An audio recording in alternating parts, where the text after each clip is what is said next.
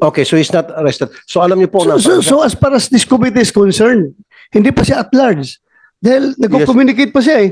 May letter pa siya eh. Your Honors, I humbly apologize for inability to go to your committee, honorable committee's invitation. Yes, signed, Police Major Alan De Castro. Meron pa siyang representing law office, Benitez Law, Ferdinand Benitez. So, kaya pa siya makontak to si lawyer. Your Honor, actually kausapan namin siya kagabi. And, so, andyan pa pala, andyan pa. He was about to join the proceeding. However, he was prevented by his lawyer. So, ang i-request sana namin to this honorable body is to issue a subpoena para mapilitang pumunta rito sa hearing, Your Honor. Di mo na kailangan i-request yan. Nasa isip niya ni Senator Tulfo. Tumatik yan ngayon before this hearing ends. Kasi ang pagkakala, Mr. Chair. I will make the motion. Thank you. Akala ko kasi, Mr. Chair, nung sinabi niya at large, hindi na makita. Usually kasi ang pagkakaintindi ko, pag sinabing he's at large, the suspect is at large, nowhere can he be found. We don't know his whereabouts. So nandiyan pa pala. Okay, so kung nandiyan pa, very good. Okay? Now, ang tanong ko po, ano po yung ginagawa nyo ngayon sa PNP as far as investigation is concerned para madiin po siya? Kasi very clear na sa atin lahat dito ngayon na siya talaga ang suspect. Siya talaga ang primary suspect. At kasama itong kanyang driver. Sir, on the part of the CIDG, sir, we're still looking for witnesses. We have leads, no, as to possible whereabouts or saan dinala si Catherine.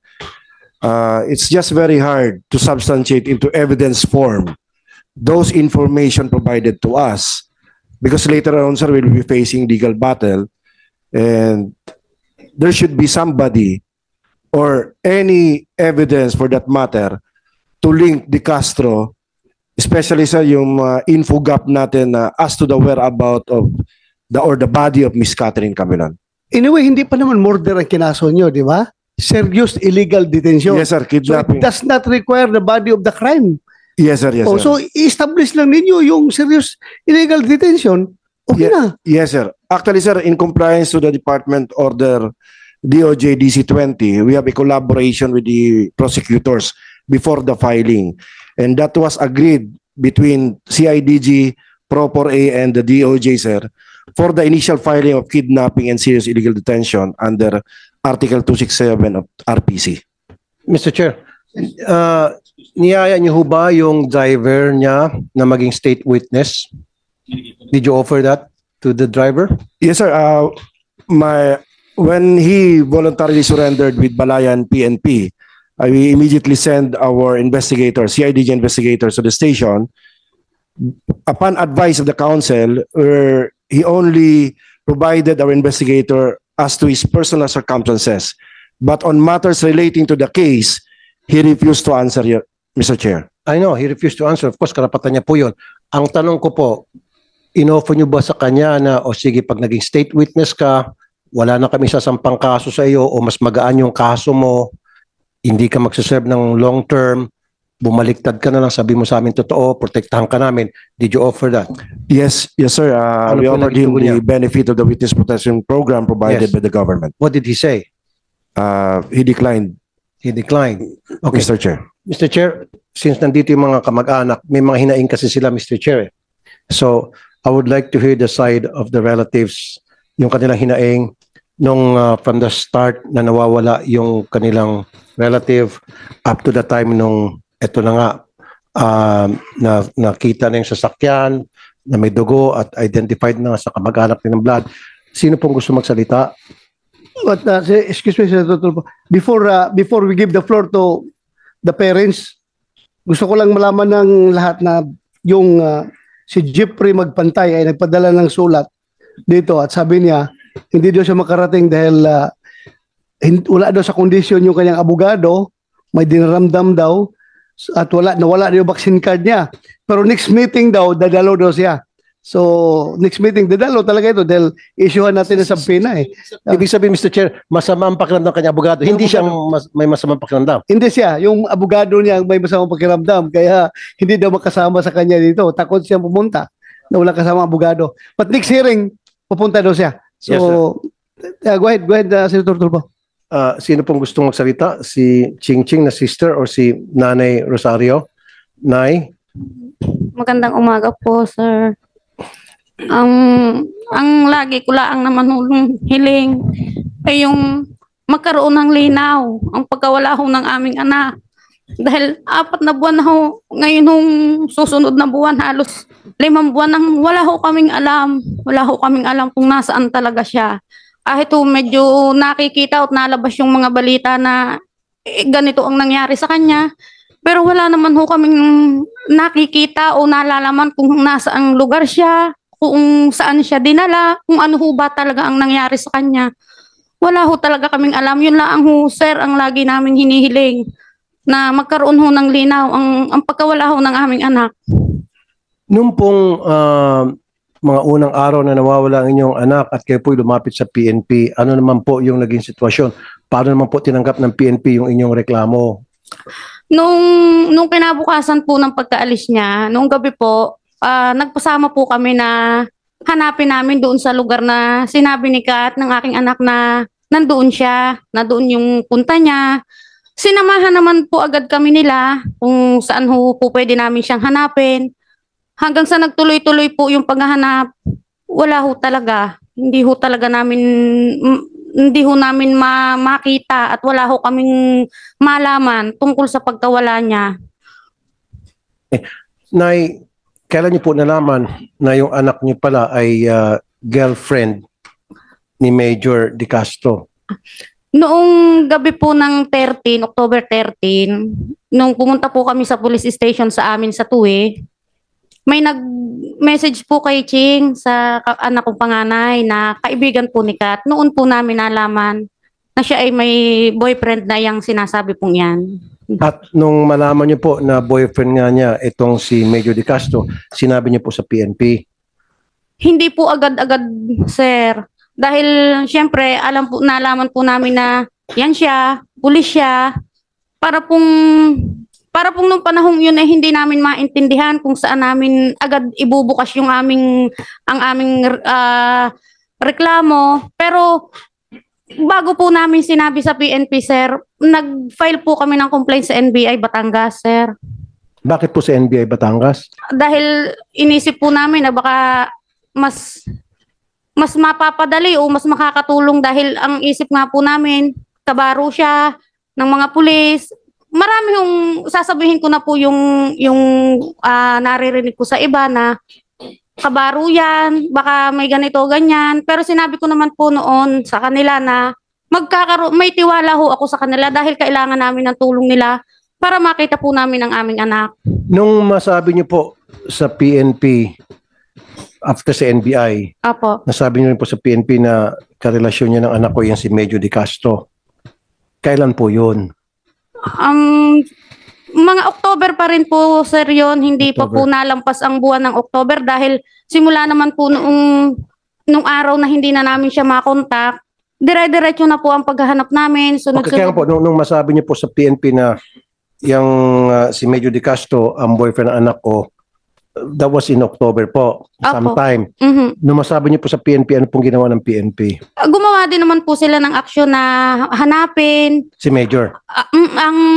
Magkaroon ho ng hiningan ho nila kami ng mga salaysay kung paano masasabi na si De Castro ang kasama, ang boyfriend. Ayun ho, para doon na ho nagsimula yung aming pagbibigay ng salaysay sa kanila na ipinaliwanag namin sa kanila na noong umalis po si Kat, ay si De Castro po ang kikitain niya. Nasabi po sa inyo? Sinabi po sa amin ng kaibigan niya, sir. Sinabi okay. po. So, yan po ba ay nasabi niyo sa NBI din? Apo. Okay. Curious lang po ako. Ano po yung nangyari sa investigation ng NBI? Good morning po, sir. Ma'am. Bali, nag-file din po kami ng kaso sa NBI at nag-conduct din po sila ng investigation na ready naman po nilang ma-open na rin po kung ano po yung nakala po nilang mga evidence. At noong nakaraan pong January 29, 2024, kasama po namin sila sa hearing po sa RTC Taguig para po makakuha po ng search warrant po para po sa Globe Telecom, para po doon po sa disclosure po ng computer data. Okay. So ano na po naging resulta nung search warrant na hiningi sa korte? Bali, meron na pong search warrant, hindi pa lang po nagbibigay pa po ang Globe. Ayaw pa po nila magbigay. Gaano katagal na po ito since kayo po ay lumapit sa NBI at NBI kumuha ng search warrant sa Globe para dun sa pagkalap na ebidensya tulad ng sa cellphone and all?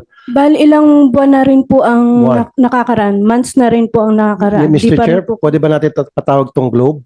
Kasi ito yung problema din sa Globe, Mr. Chair. Napakabagal Yes, nila. next hearing, Your Honor. Comsec, take note, Globe. Globe ang pinuntahan nyo, Miss Ching Camilon. Bali, nag-hearing po kami sa RTC Taguig para po makakuha po ng search warrant sa Globe. Nag-issue yung Globe.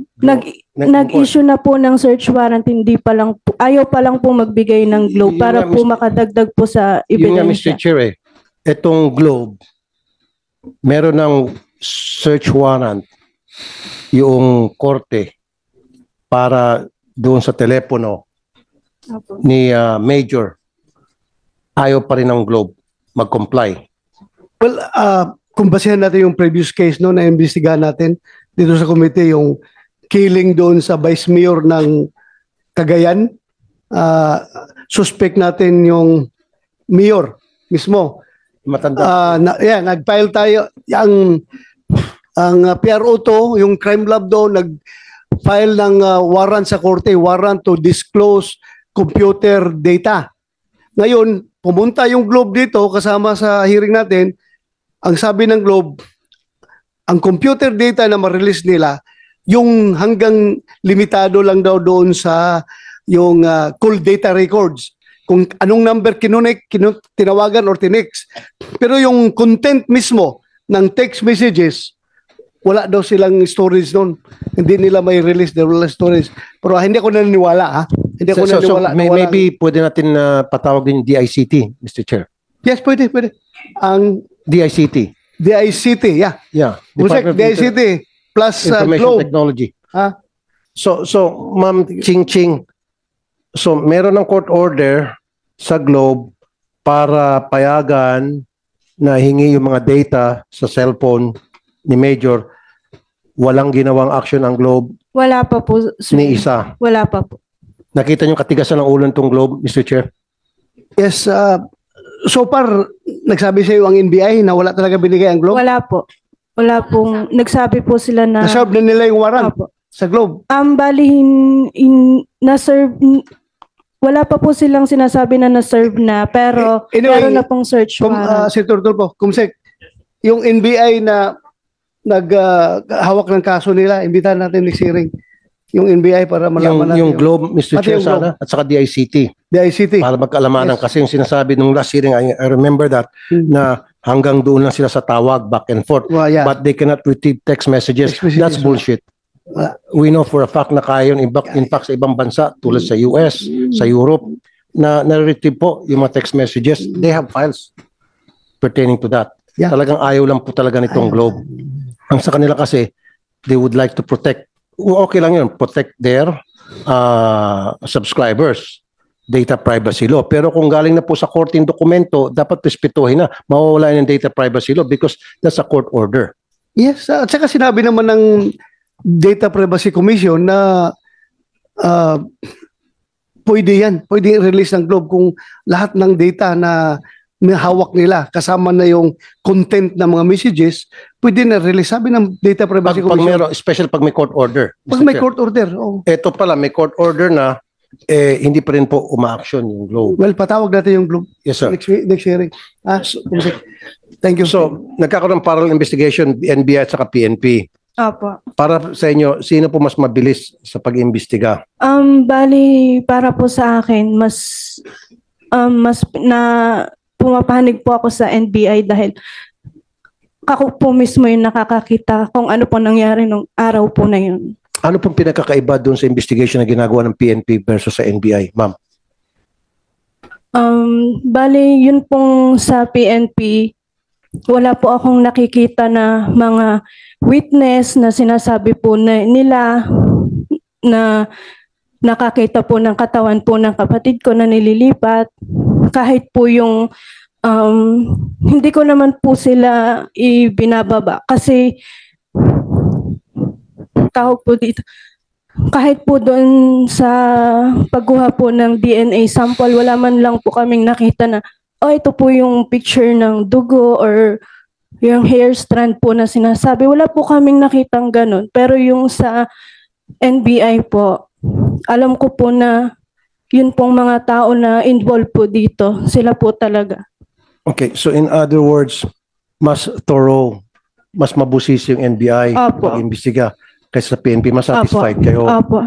Mr. Chair, marami na po kong kaso. Kanina sa opening statement ko, sinabi ko naman hindi naman lahat sa PNP loko-loko. Napakarami pa rin po mababait sa inyo sa PNP and I salute them because I have so many good friends in the PNP. In fact, may mga relatives pa ako sa PNP. However, yung bang may bulok na itlog doon, yung kabulukan ng itlog na yan, nahawaan po yung mga malilinis sa PNP. I have so many instances, in fact, meron pa pong colonel na involved sa crime. Pag pulis kasi ang involved, nagiging baby-baby ng investigation. Yung po napapansin ko sa Napolcom, siguro, you would agree with me, pag PNP po, kapwa PNP ang involved sa crime or suspect sa isang krimen, ang tagal ng proseso. And I experienced that so many times, Mr. Chair. Sobrang lenient sila imbestigahan yung kabaro nila. Pero kung yan ay hindi nila kabaro, kung yan ay tricycle driver, jeepney driver, nakakulong na. May kasama pang kulata. Pero pag police, naku, sobrang baby. Inaamo-amo pa. Lahat ng karapatan ibibigay. Of course, give him his rights. Pero naman, do your best to do your job. Just like what Ma'am Ching Ching said. Sa NBI, very thorough investigation. Pero sa inyo, binibaby-baby nyo.